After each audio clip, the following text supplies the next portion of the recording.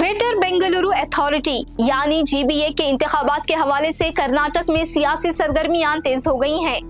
कर्नाटक के नायब वजीर आला और शहर तरक्की के वजीर डीके शिव कुमार ने कहा है कि बेंगलुरु के लिए एक बड़ी गारंटी का ऐलान 13 मई को किया जाएगा।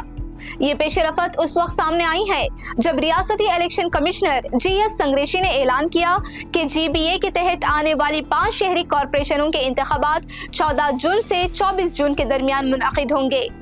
इस मामले पर गौर के लिए डीके शिव कुमार ने कांग्रेस के जनरल सेक्रेटरी रणदीप सिंह सुरजेवाला और वजीर आला सिद्धरामैया से मुलाकात की। इजलास में जीबीए इंतखाबात की तैयारियों पर तफसीली बातचीत की गई।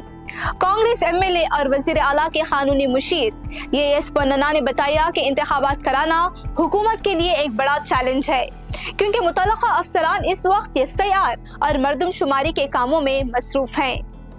पार्टी सराय के मुताबिक इजलास में यह भी ज़ेर गौर आया कि अगर सुप्रीम कोर्ट जीबीए या हुकूमत की तरफ से इंतखाबात मुलतवी करने की दरख्वास्त मुस्तरद कर देती है तो इस सूरत में क्या हिकमत अमली अपनाई जाए। इसके साथ साथ कमेटियां बनाने और इंतखाबी मंशूर की तैयारी पर भी गौर किया गया।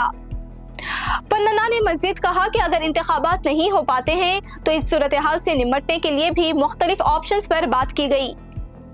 वाज़ेह है कि साबिक बीबीएमपी की मुंतखब बॉडी ने 10 सितंबर 2020 को अपनी मुद्दत मुकम्मल कर ली थी, जिसके बाद हुकूमत के मुकर्रर करदा एडमिनिस्ट्रेटर शहरी इदारे के रोजमर्रा मामलात संभाल रहे हैं।